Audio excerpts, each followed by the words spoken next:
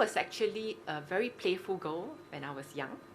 I do not like to study and I didn't do well for my PSLE. I went to normal academic stream in Bendemeer Secondary School, which is a neighborhood school. But at there, through the kind and patience of the teachers, I became motivated and interested in studying. And it was also there I mooted the idea that I want to become a lawyer one day. At no point in time during my education life, the teachers have never once told me that it's impossible for me to pursue my dream just because I was from a normal academic stream. And the only piece of advice they have given to me is that, in fact, from my secondary school teacher, is that, Henny, if one day you become a lawyer, don't forget, you must remember to serve the lost, the least, and the last. That actually became my ethos in life. My current stint with the Institute of Singapore Chartered Accountants, as well as my banking job in the area of trade finance, has allowed me to work with many small, medium enterprises. These SMEs are experiencing tremendous challenges currently. It is important that the local corporations do well because they employ more than 60% of the Singaporean workforce. If they do well, the Singaporeans will also gain from it. I hope to do something for these SMEs. I was brought up by my maternal grandparents as my parents had to work. I grew up in a rental flat and had an unconventional education path.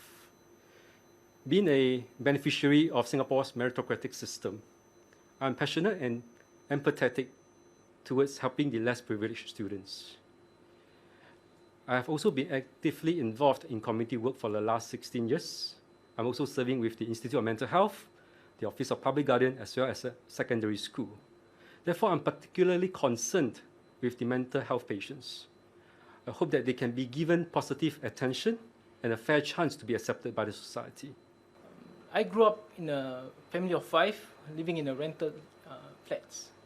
My late father is a gas checker in Soxal. My late mother started off to work as a cleaner. So she go to work to clean, like a janitor of toilets, offices, and clear rubbish. I used to help her too when I was in primary school. And I remember that she told me not to dig the rubbish out because you don't know what's inside it, you know. So, but she stepped out from it. She started thinking whether this is even sustainable to bring up the family. So she actually learned something new. She went into learning how to cook, not just about cooking meals, but cooking in messes, where she then runs, able to be a cook in a factory. And then after that, soon after, she took given the opportunity to run the business, the canteen business in that factory. And that really helps us. Why I'm sharing you this story is because this is something that is very close to my heart, where I want to actually create awareness for low-wage workers, for essential services workers, for them to continue training, upskill themselves, learn new skills, and make better living. Let me share with you a story which happened 2 weeks as a teacher when I first started. I had disciplined the student who had persistently not handed in his homework. I wanted to set an example for the rest of the class to show them that actually responsibility is very important. The student did not react very much when I told him to stand outside the class. I was a bit perplexed. But I found out after the event from his classmates that he was a needy student. He had to work part-time after school, and therefore he could not have the time nor the energy to focus on his schoolwork.